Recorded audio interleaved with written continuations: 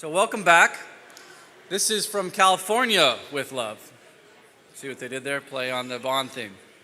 California is known as a breadbasket to the world, producing over 400 commodities, some only grown here. California's agriculture industry is a $45 billion business. It's a lot. And water is its backbone. Without a reliable water source, crops simply don't grow. As water becomes scarcer and contentious, not only is there great economic risk, but our food source is in jeopardy.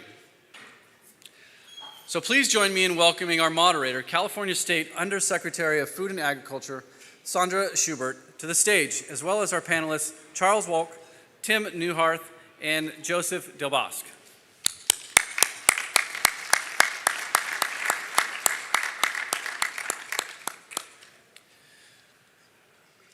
Sandra Schubert, Undersecretary Schubert, was appointed by Governor Jerry Brown in May of 2011. She spent 2 decades as a legal and political strategist for government and nonprofits in a variety of agriculture, public health, environmental resources, and has nearly 15 years' experience working in Washington, D.C. on behalf of the Majority Leader of the U.S. Senate and Ranking Committee member. She developed and successfully carried out campaigns on major energy, environmental quality, and agricultural issues. Undersecretary Schubert has advised presidential, congressional, and local campaigns on a range of issues. Undersecretary Schubert has lectured nationally on numerous issues and taught at Georgetown University School of Law. Charles Wolk. Did I pronounce that correctly? Hope so, thank you. Born and raised in St. Louis, Missouri, Charlie enrolled in the Naval ROTC at Marquette University, graduating with a bachelor's degree in mechanical engineering and accepted a commission in the Marine Corps when he attained the rank of lieutenant colonel. He came to California in 1960, and after completing a combat tour in Vietnam, attended George Washington University, where he earned a Master of Science degree in management engineering. Charlie returned to Philbrook in 1972, and for the last 42 years has been an avocado farmer and a grove manager. He has held numerous public service positions, including past director and president, Fallbrook Public Utilities District, appointed by Governor Pete Wilson to the Region 9 Water Quality Control Board, and previous chairman of the California Avocado Commission for 5 terms. Charlie is the current chairman of the CAC Water Committee and remains involved in various community organizations. Very impressive. Tim Neuharth. Tim, Laura, Michael, and Tara. Tara or Tara? Did I say that? Tara. Tara, thank you. Appreciate that. I also don't have my glasses today. I normally wear glasses, so I apologize in advance if I incorrectly pronounce people's names. Are all part of a continuing family farm tradition, father and son working together in the tradition of so many generations before them. We believe agriculture and the preservation of the art of farming must be protected for the sustainability of all persons. Steamboat Acres grows beautiful certified organic pears, cherries, and various other crops. Tim comes from generations of farmers, which he makes being a farmer in the 21st century easier than not having an agricultural background. He is now passing that knowledge on to the next generation. Also, as a pilot who loves his family, flying and enjoying our beautiful Sacramento River Delta. Nice work. I'm a pilot myself, so good to see you. And Joseph Delbosque. Joe L. Delbosque is a farmer from Firebaugh, California. He has been involved in farming all his life on the irrigated west side of the San Joaquin Valley, where his family settled after years of migrant farm work. He graduated from California State University, Fresno in 1975 and began his own farm in 1985. Today, his farm produces melons, both organic and conventional, almonds, asparagus, processing tomatoes, and cherries. Delbosque is a member of the California Latino Water Coalition, Western Growers Association, California Melon Research Board, and California Farm Bureau. He is past chair of AgSafe, a nonprofit organization dedicated to the preservation of injuries and illnesses of workers in agriculture. He formerly served as director of the Pacheco Water District and the San Joaquin Valley Drainage Authority. In 2010, He was appointed to the California Water Commission by Governor Arnold Schwarzenegger in February of 2014. That was an ad-lib accent. That was really, really bad. So, President Barack Obama visited Del Bosque Farms to focus on and understand California's drought. So thank you, and I'll turn it to Sandra Schubert. Thank you very much. Welcome to the stage.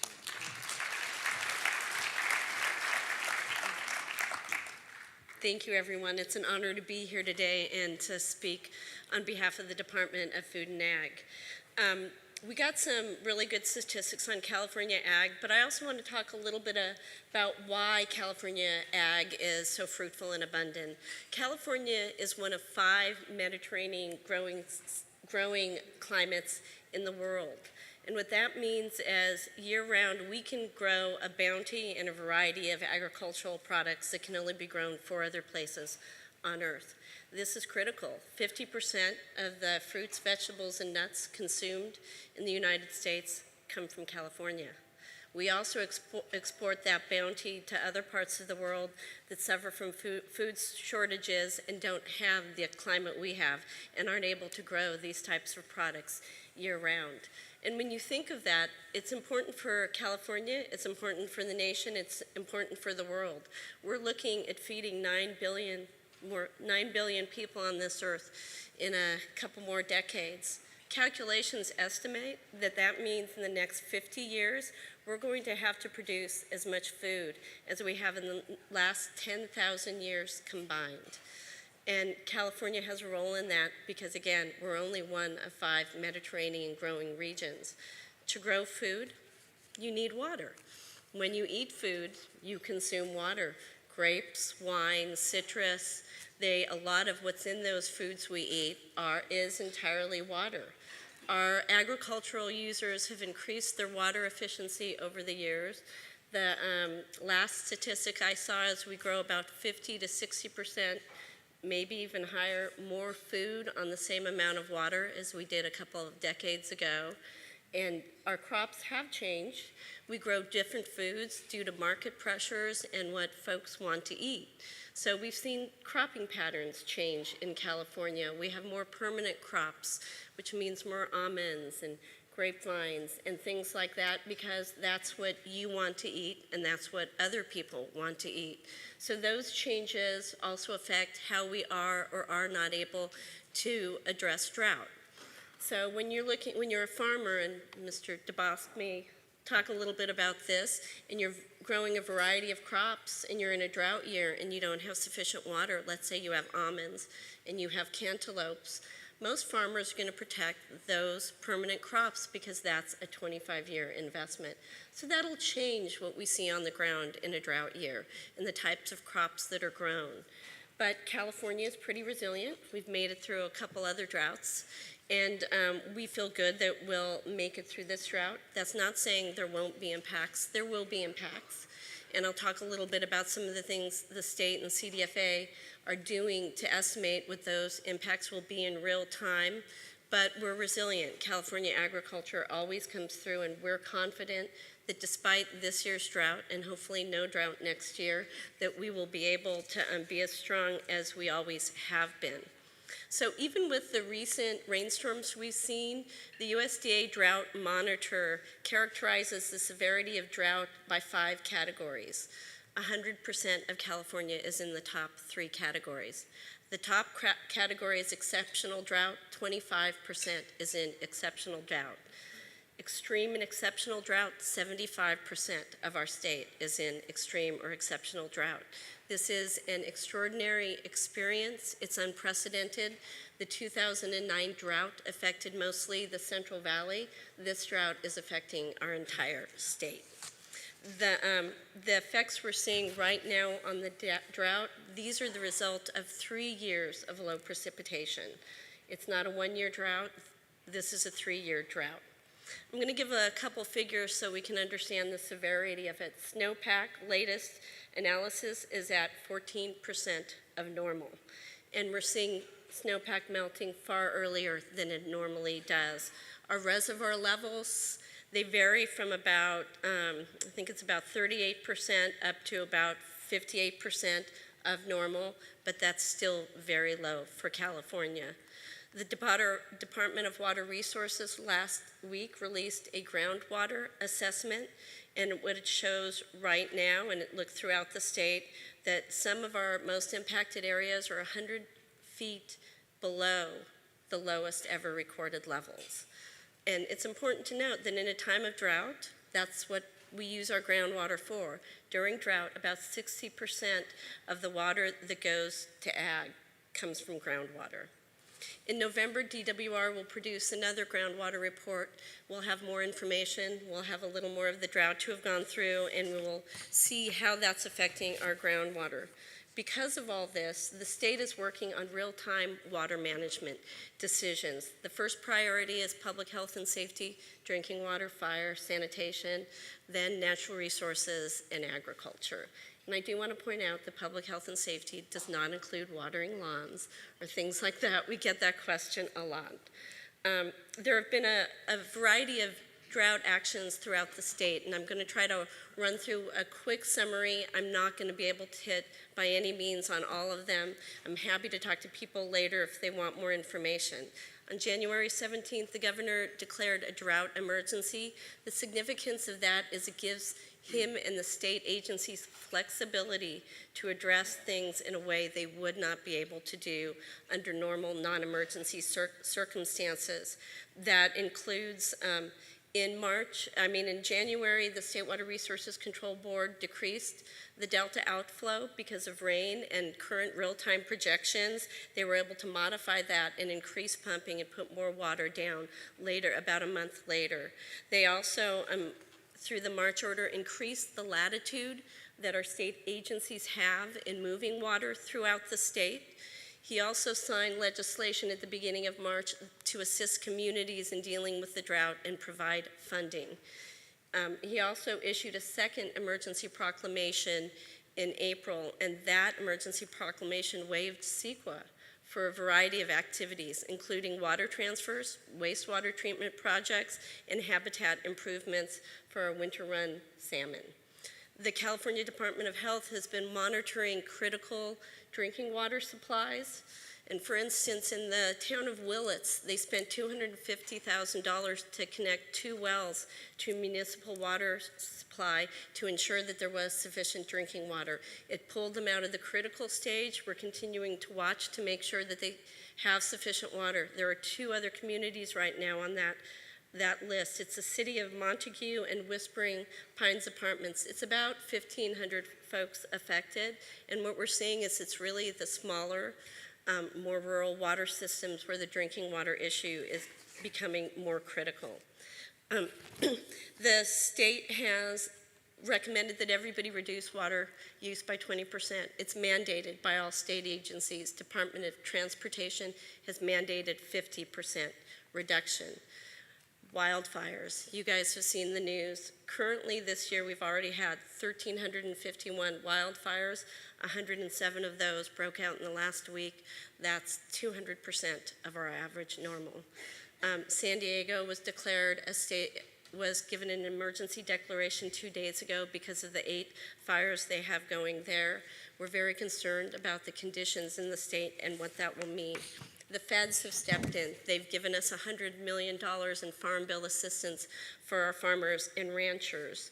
They have they've instructed Department of the Interior to give more flexibility where they can in the Central Valley Project.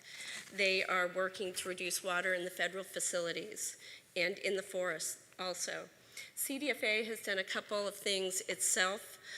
Secretary Ross is one of 4 members on the Drought Task Force. It meets almost daily. We have weekly meetings. We coordinate with our local agencies, our ag commissioners, all the way through to the federal government with regular calls. We participate in a variety of impact groups. We have a community impacts groups that look at what's happening on the groundwater, on the ground level rather, what communities are seeing, income effects, food shortages, employment impacts, so that we can all address those issues as soon as possible in the places that have most need.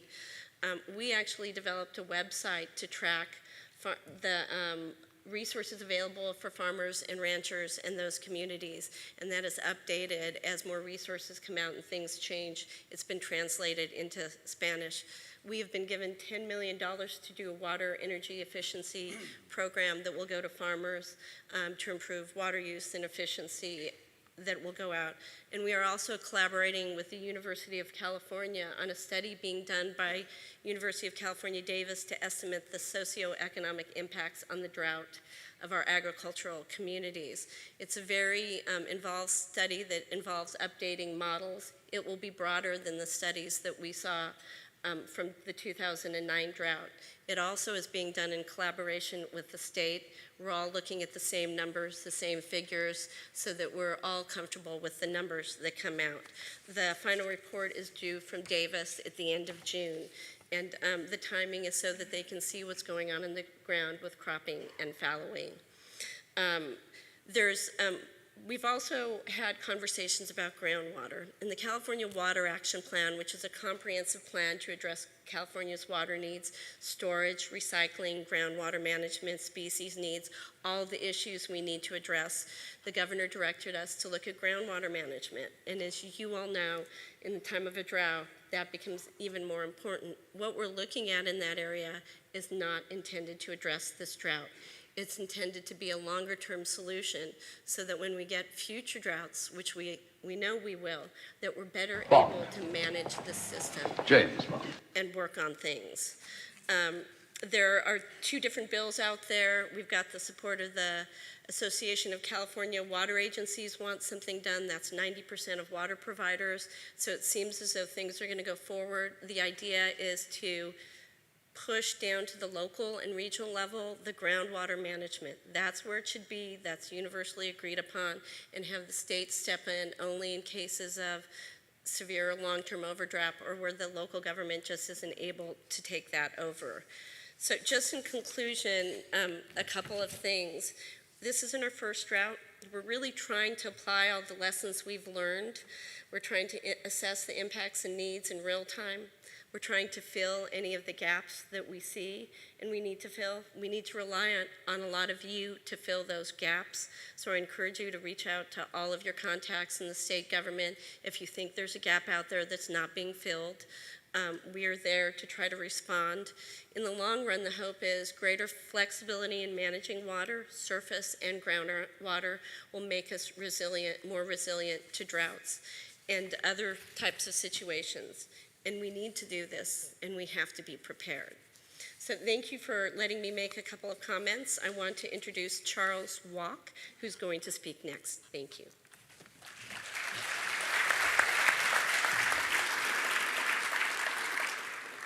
Good morning. Thank you for the opportunity to talk to this group. I want to first commend the Orange County Water Districts for setting up these forums to facilitate an exchange of information and ideas of people that are in the water industry and are dependent upon getting water. So thank you very much for your effort. I'm going to try to give you some background about agriculture in Southern California, specifically within the Metropolitan Water District.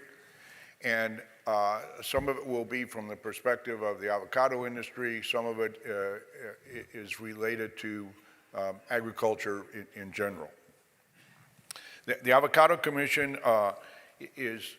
represents about 5,000 growers.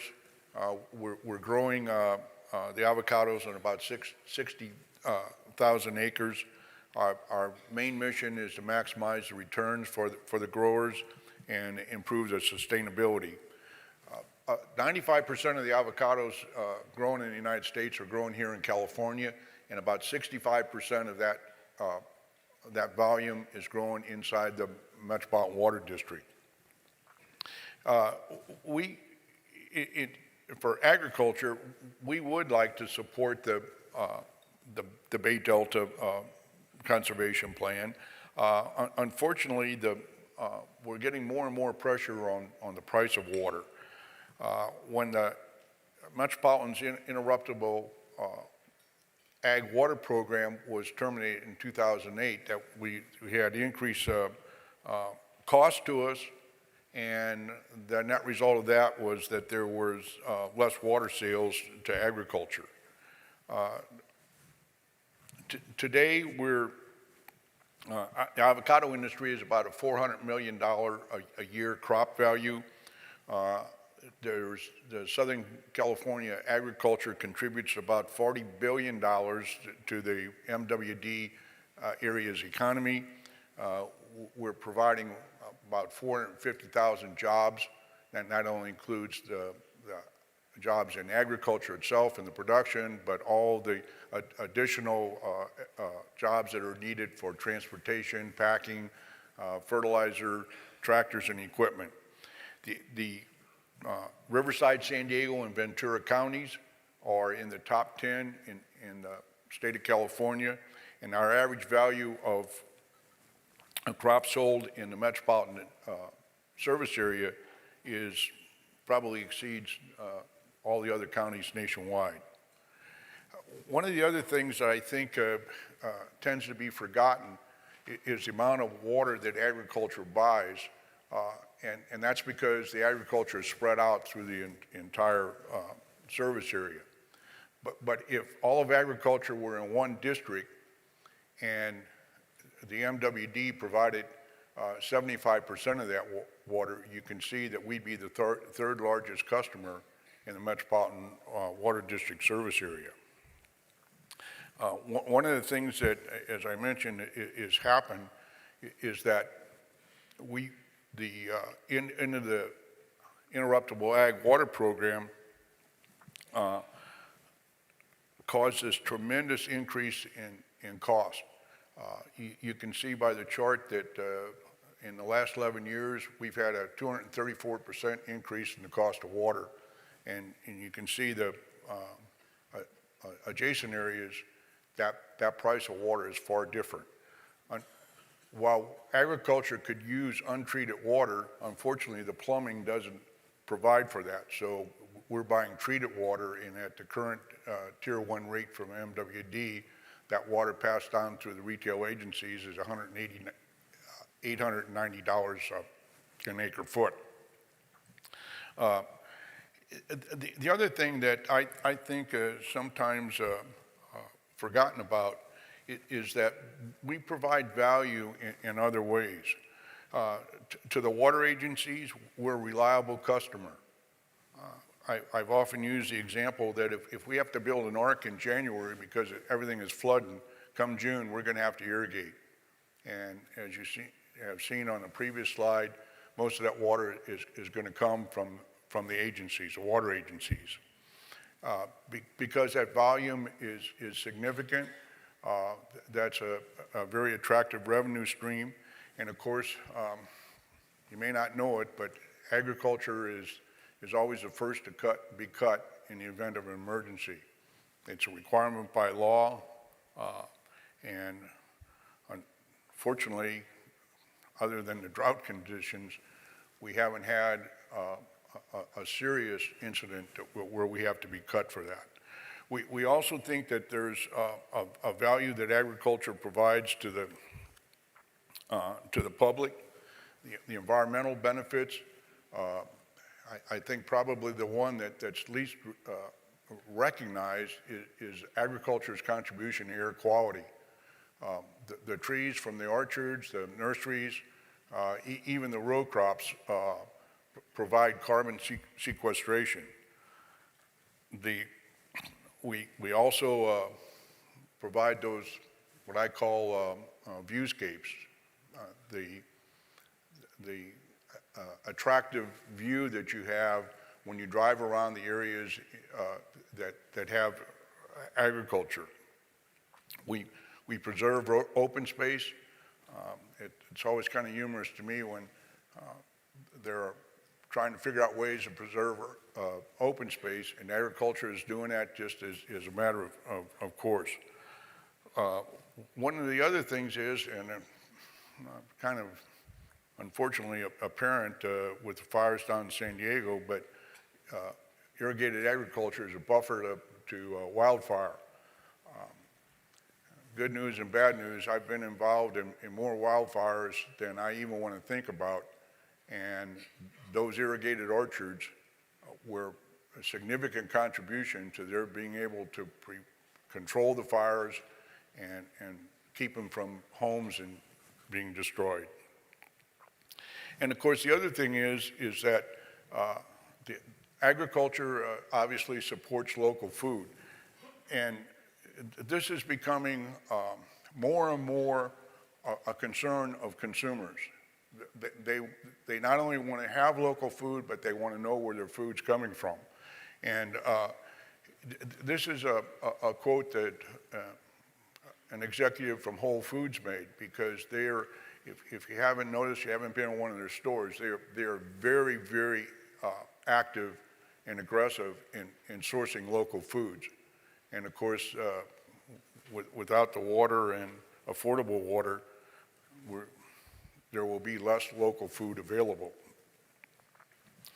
The other thing is, we've done a survey, and there have been surveys done over the years. We've done one just recently, and there is community support for agriculture and affordable water. You can see the question that was posed to the people in the survey, and 81% of them supported a differential price for agriculture, affordable water, understanding that we are the ones that are going to be cut first in the event of an emergency. And returning back to the beginning about support for the Delta Fix, that 234% increase in price for the water that agriculture buys is putting that tremendous pressure on us. And we're concerned at this point in time that the Bay Delta, the fix that's being proposed by the many bills up in Sacramento, is going to increase the cost to the point where we simply can't afford it. And if that occurs, then that cost for Bay Delta is going to have to be shifted over to other customers. And I guess the underlying point is the fact that we have to be able to get that affordable water down here in Southern California, because there's not that much local water.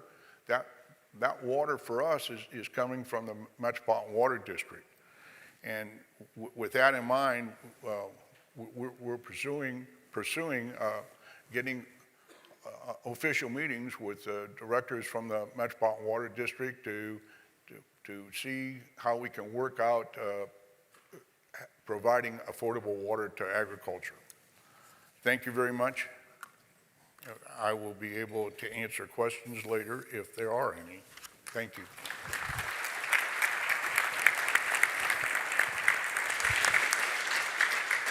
Tim Neuwirth, I'd like to invite you up. Okay. First of all, thank you for inviting me here to come to speak. It's a pleasure. It's an honor to be here to speak with you people. We live in the Delta, not too far from Congressman Garamendi's Delta home, and we have our boots in the ground. It's an honor to be up here with Charles and with Joe. We're all in the same water, trying to find our way swimming through all of this. It's very complicated, but you need to be thinking about these things, and you need to be hearing. Speaking of hearing, the elder lady went to the doctor and said, "Doc, I got a problem. I got a problem with silent gas. It's horrible. It happens morning, noon, and night. And in fact, as I'm sitting here talking to you, I'm having an episode at the moment of silent gas. Can you help me? Please, please, please help me. You have to help me." And he says, "Ma'am, I don't think there's any problem in helping you whatsoever. We're going to do a series of tests. We'll find out what the problem is. We'll get this solved, and you'll be a happy person, a happy camper." She says, "Great, when do we start?" He says, "Right away. The first thing we're going to do is we're going to check your hearing." That's my point. You got to listen. You got to listen to what these people are saying, okay? And you have to think You have to think about these things. You don't have to be a PhD. You don't have to be a rocket scientist. Your common sense is going to tell you just about everything you need to know. All right? So who are we? Steamboat Acres, Delta-grown organic pears. We are certified organic pear growers in the Delta. We grow the best pears in the world. Absolutely the best pears. If I'm not going to toot my own horn, you're not going to do it for me. Okay? We've been here since 1848. Our ancestors came out for the gold rush from Tennessee. They were farmers in Tennessee. And they came out for the gold rush. The gold rush apparently was not as advertised. However, they were farmers. They saw the Delta. They saw the rich soil. They saw the availability of water. They saw a transportation system in those days that was the I-5 and the 99s and the 10s and the 40s, whatever you got down here. That was the transportation system of the day, the water system. Okay? Those boats, when the water was high, went as far as Fresno and Fireball and as far up to Redding and or as far up north as to Redding. But they started farming, 1848. And they also saw markets, San Francisco on one end, Sacramento on the other. That's how they got started. And they did that by going through a lot of reclamation, reclaiming the Delta for ag production. Do you know that the Transcontinental Railroad was put in place primarily to get agricultural products from California, the Delta at that time, east to the eastern market? That was one of the primary reasons for putting in the Transcontinental Railroad. This is us. That's me on the left. Oops, sorry. That's myself on the left. My wife seated in the seat, my son Michael, and his wife Tara. That's our little tractor we put in parades and have a lot of fun with. That's not what we use on the farm these days. These are pears. These are Golden Bosc pears. Again, the best Golden Bosc pears in the entire world. This is the Delta. This is what a portion of the Delta looks like. You've seen other photos today, other slides. A massive river system, beautiful. It is the it is the largest inland freshwater estuary in the entire Western Hemisphere. This is one of our residents. We have a lot of those. We have herons. This is an egret. They're beautiful. They nest in trees close to our house. By the way, we're right on the Sacramento River as it comes out of Sacramento. We're about 20 miles south of Sacramento. Couldn't get a slide together to show you where we are, but we're south of Sacramento about 20 miles. This is another resident. This is a nice salmon this gentleman caught out in the Delta.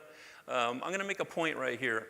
Earlier in the presentation today, the word was kept being said in regards to wildlife and species and so forth. There is no was, maybe in population counts, but they're still out there.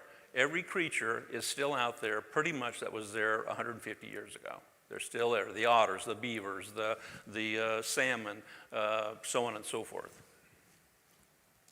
This is what we do for fun. We have a pear fair in our little community. It's a one-day event. Come on up and enjoy yourself. It's a lot of fun. We put our tractor in the parade and we sell the best certified organic pears in the world. This is what it's all about. Water. We got a huge, huge issue in this state with water. Population's gone from 15 million to 30 plus, whatever it is, and it's continuing to grow. Where is everybody going to brush their teeth, take a shower, wash dishes, go to the dentist, go to the doctor, Everybody needs water. We as farmers need water. We cannot grow without water. These gentlemen will tell you that. That's the truth of the matter. We went down to Tulare for an ag show not too long ago, and I took a photo of this sign on the side of the freeway. This is on 99. No water, Valley Farms, no jobs. Yeah, you got that right. It's hard to farm without water. It's impossible, actually. I don't think it's possible to do so. And then everybody suffers.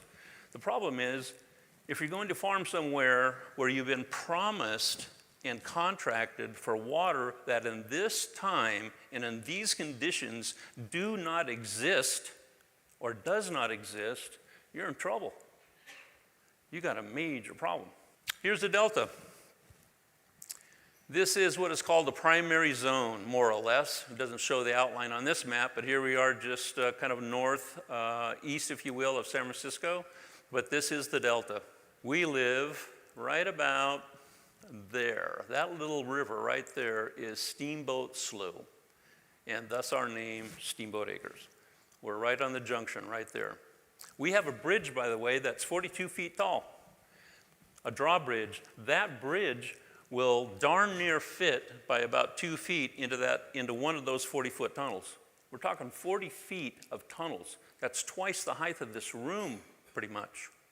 Huge tunnels, 40 feet in diameter, 2 of them, 150 feet in the ground.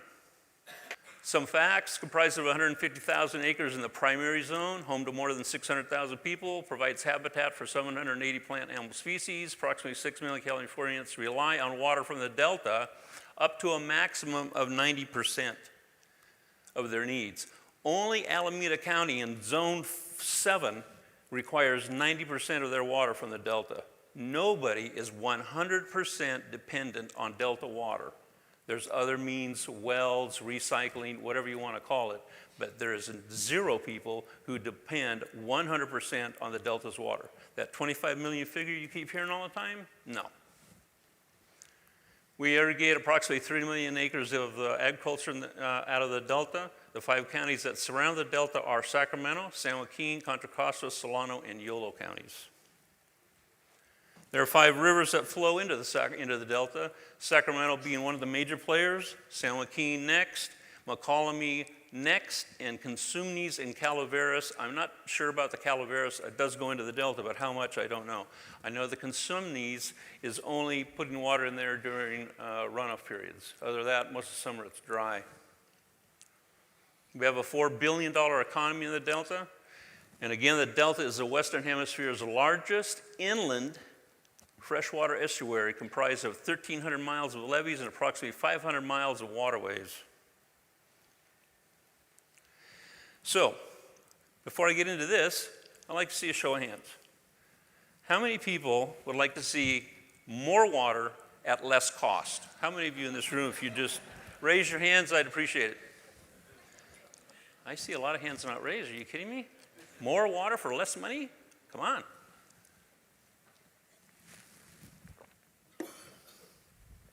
I know these guys would, and anybody that's in this part of the territory.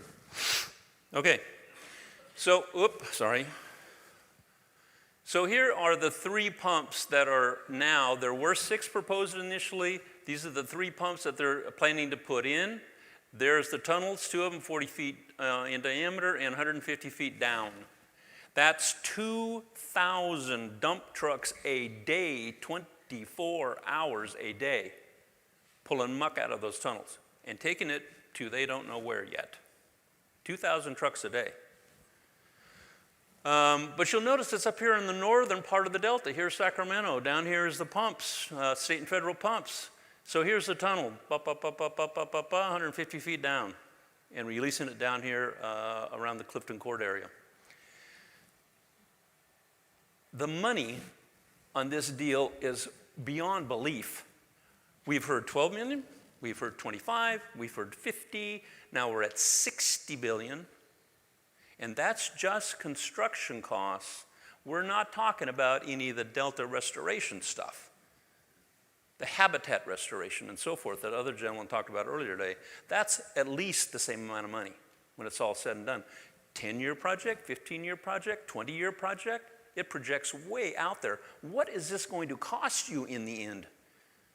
And we're just talking about, you mostly have just heard it's construction costs. I'm telling you, this stuff's going to be $100 billion before it's done. And case in point, the Bay Bridge, Oakland to San Francisco. That started out at I believe it's 1.6 or 1.9 billion. And where does it stand today? 19.3 and counting. What do you think this is going to be? This is going to be insane. I'm telling you that. I'm sorry if I'm stepping on some people's feet in this audience, but I tell it like I see it. And it takes common sense. I've been to so many BDCP meetings, it's ad nauseum. Well, this is WDIC, Western Delta Intakes Concept, located in Antioch, okay?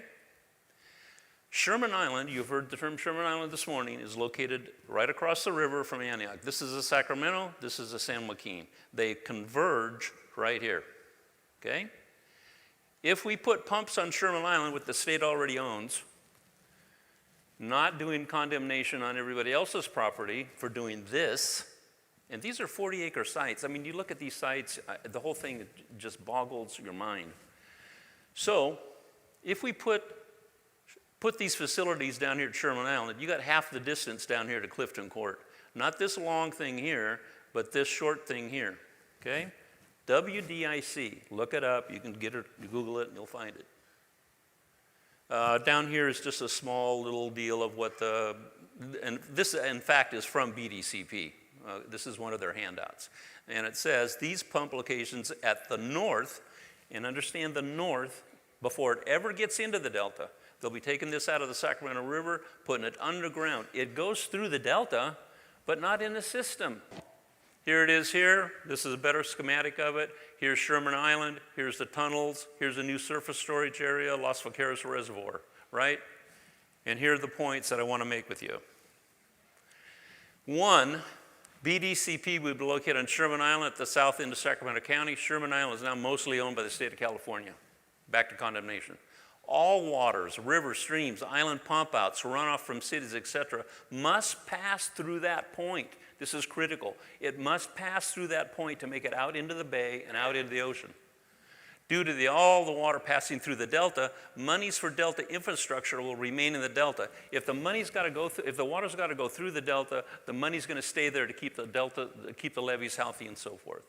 BDC is half the distance to the state and federal pumps. Maybe not half the cost, but a huge reduction in the cost and a huge reduction in the mitigation, restoration that's needed for this project. WDCC is consisting of permeable embankments, which are far more efficient and effective than other fish screen proposals.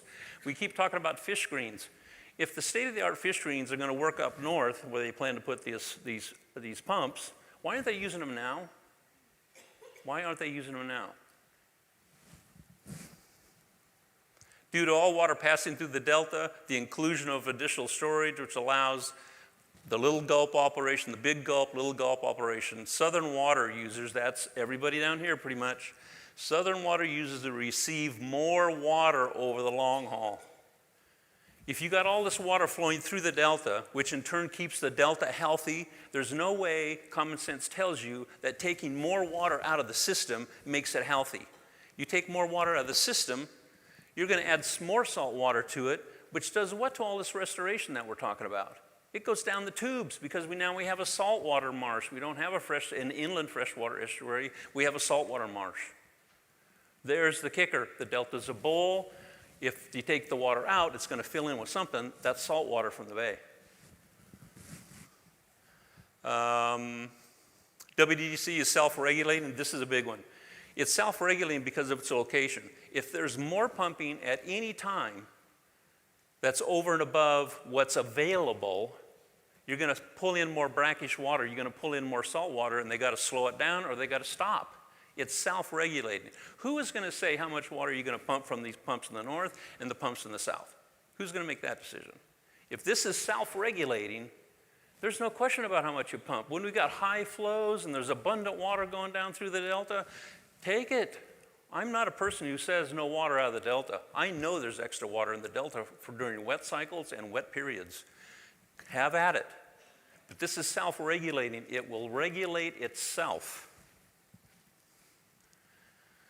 This is Dr. Pike's proposal. You can look it up at his website and so forth. I think, yeah, that's the last one. I have some handouts. I here, just a few. I don't have a bunch, enough for everybody. But I'm telling you this, and I apologize if I step on anybody's toes. BDCP has been lying to everybody since they started. And I'll make that statement and I'll make it clear. They've been lying to you from the start. It's going to cost you a tremendous amount of money. It's going to screw up the Delta. The Delta will no longer be an estuary of fresh water. It'll be an estuary of salt. And everything that the Delta has been in the past or what it is now is gone. You can't farm there, you can't live there, your wells are inundated, so on and so forth. Don't do this to the Delta. This is a true natural resource. It should be protected just as much as Yosemite, the coast, the redwoods, the sequoias, or any other natural resource that we have in this state. I thank you for your time. Think, use your common sense. Think about it. There's a better way to get more water for less money. Thank you. Thank you. I'm now going to ask Joseph Del Bos to come up and speak to us. Good morning, and thank you for inviting me here. I would much rather if you folks could actually come and visit me on the farm, and you could actually see some of the things that we do. And some of you have through the Metropolitan Water District, and I enjoy that, as Jeff can tell you. It's always a lot of fun to have city folks come out and actually see where their food comes from. And we had a very special guest back in February 14th on Valentine's Day. President Obama came out. He came out to see what all this ruckus was about with the drought and why. You know, well, this is an unprecedented drought. At that point, there were 3 million acres of farmland in the San Joaquin Valley with zero water. And there were millions of acres of trees and vines and you know, that were already there. And of course, the fruits and vegetables that hadn't been planted. It was a catastrophe in the making. And so when he came out and he asked me what I grew, and I told him melons, asparagus, almonds, cherries, tomatoes. I said, Mr. President, these are the kind of things that the First Lady would like to see our children eating to be healthier and less obese. That's what we grow in California. So this is a view of my farm on the west side of the San Joaquin Valley. Those are young almonds right there. This is about a 5 or 6-year-old picture. One of the guests that was there was our governor, Jerry Brown. I got a chance to talk with him also. He was on the same trip.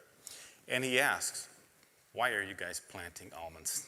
You know, basically saying, it's a drought. Why are people planting trees?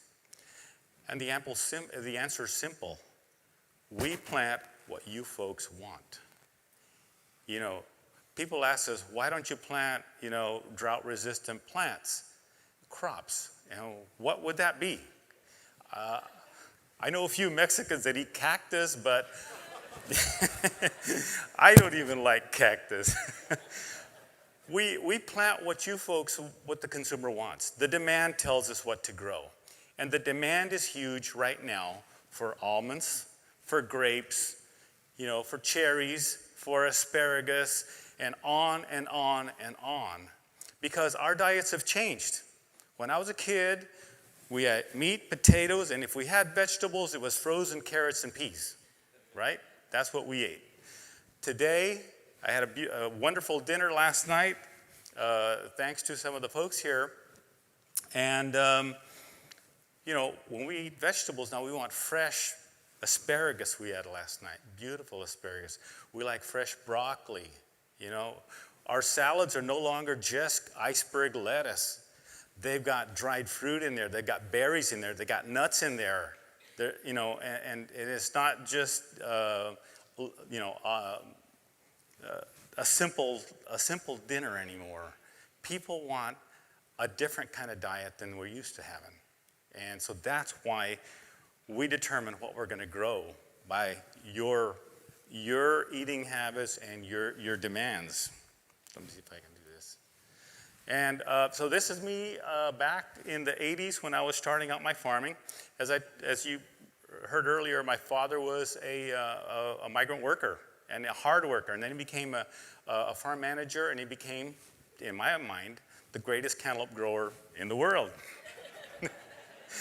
And he taught me how to grow melons. This is the way we used to do it. And we tried to be efficient. We used to look at the moisture in the furrow, and it would have to be even. And our technology is what I'm holding in my hand right there, the shovel. And we worked hard to try to be as efficient as we could.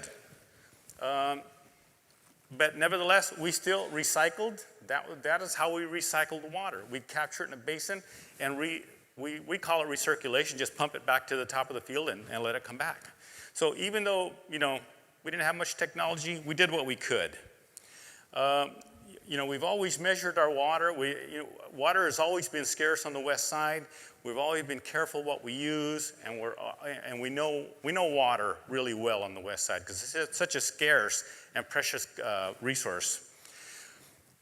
But then, for many years, if you look at this graph chart, okay, which one is the pointer? For many years, we had 100% water supply. Until 77, we dropped down because we were in the worst natural drought, I believe, in the history of California. And so we got 25% of our supply. It was worse drought than we are now, okay? And we still got 25%. Go back up to 100%, and then here in 1990, one of our congressmen here in California from the same area that Mr. Congressman Garamendi is from, passed a law, a bill called the CVPIA, Central Valley Project Improvement Act. And so from Washington with love, we got this.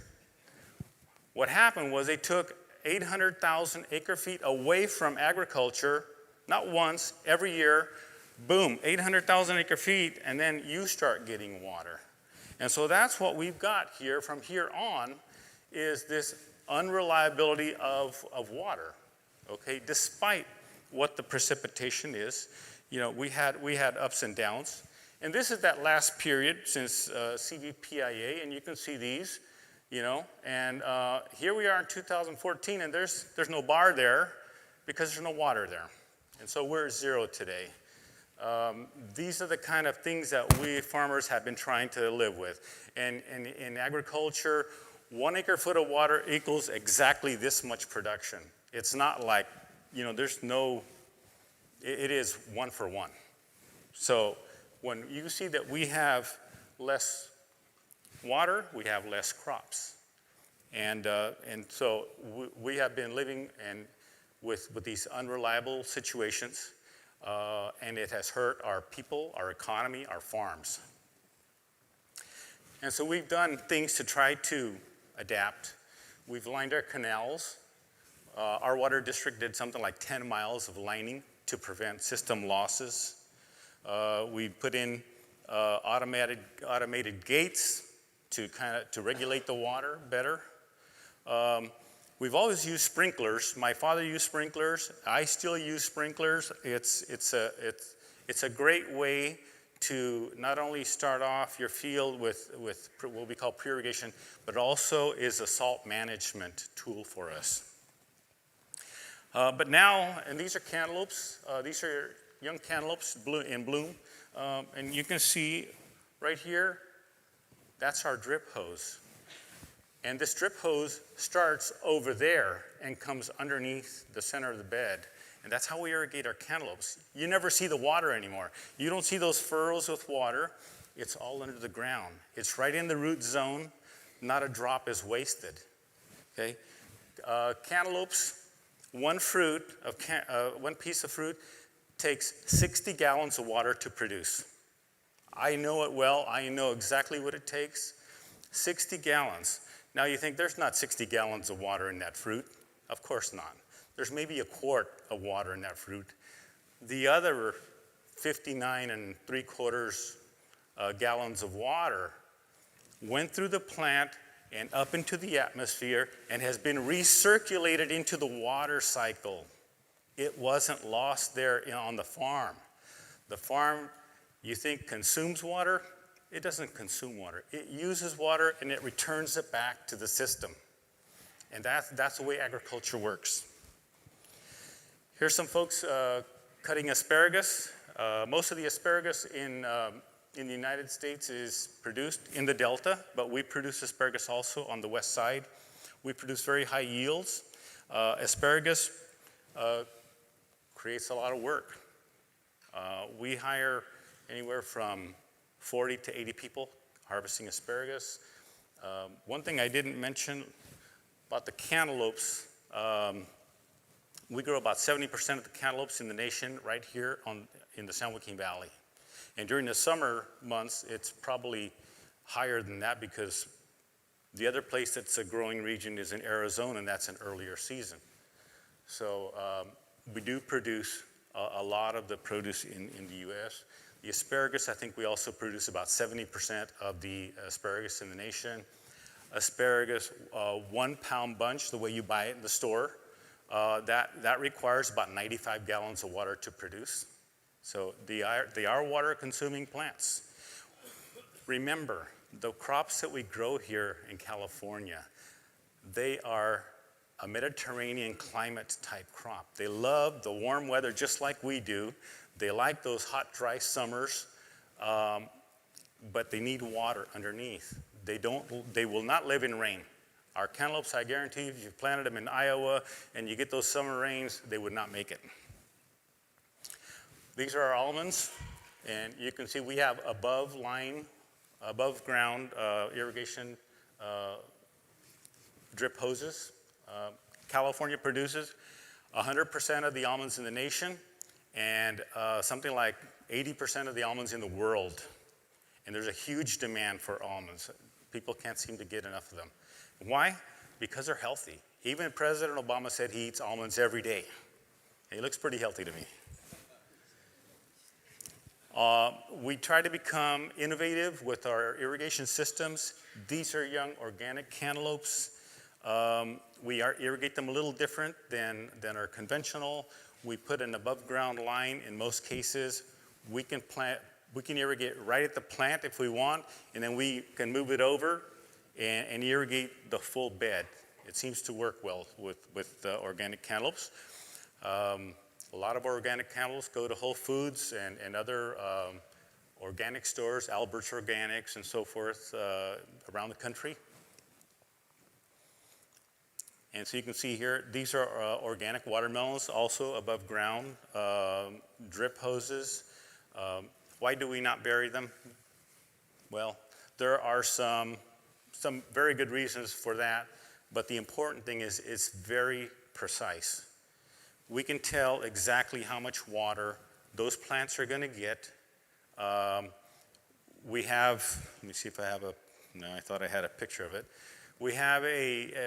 We put monitors in the field, monitor soil moisture, atmospheric conditions. I have an agronomist that's much more sophisticated at this than me. He puts all this into computer and he does his magic and he says, you need to water that thing for 12 hours tomorrow. Okay, that's what we do. And he's irrigating exactly what the plant needs, no more, no less. See, here's our district that I'm in. It's a 55,000 acre district, and you can see today how much of our district now is in drip irrigation. When I started in farming, it was almost none.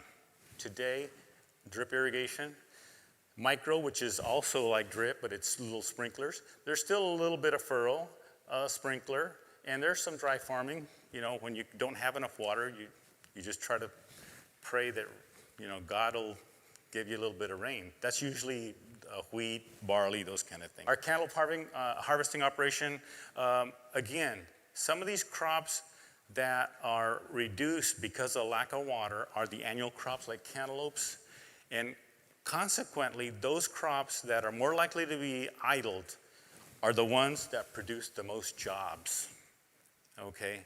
In 2009, my payroll went down over 30% from normal. That's a terrible hit to our farm workers. It's a terrible hit to our little farming communities, and it has a ripple effect throughout the valley. And people in the San Joaquin Valley understand how important water is to our jobs. And it's not just these people, it's the truck drivers, it's the forklift drivers, it's everybody. It goes through a long chain and it affects everyone. And here's my farm. You can see how much drip I've got. I still use sprinkler, but right now my farm today is 100% drip irrigation. I've put in over $1 million in investment in drip. We have enough plastic hose on my farm to go, if you put it in from here to St. Louis, Missouri, 1,800 miles. I've calculated it. On some of those times when I'm, have a few minutes. The other thing that you need to notice is there's been a shift from to perennial crops from annual crops in that area. Why? Because we're looking for higher valued crops. We can't sustain these sort of economic fluctuations with crops that don't have high value. And on my farm, you can see right here, depending on our water allocation, if I have 100% water allocation, I have enough water for everything. If I got 60, I'm short this much. If I got 40, I'm short this much. And if I got only 10% water allocation, I'm short 2,400 acre feet out of wherever the total is, 4,700. It's very difficult for agriculture to have these fluctuations, and we're trying to keep up with the demands. It's, as I said, the folks that tell us what to plant are the consumers, and folks are definitely going toward healthier foods, and you're not going to replace that sort of agriculture anywhere else in the United States. Thank you.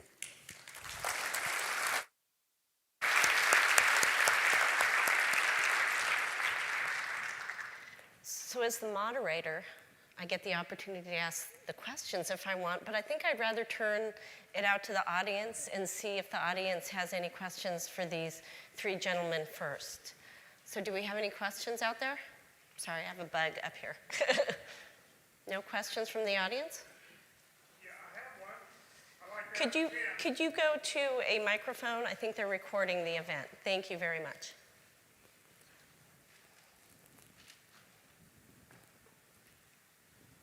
I really appreciated the talk by Tim, and it's kind of an eye-opener for me.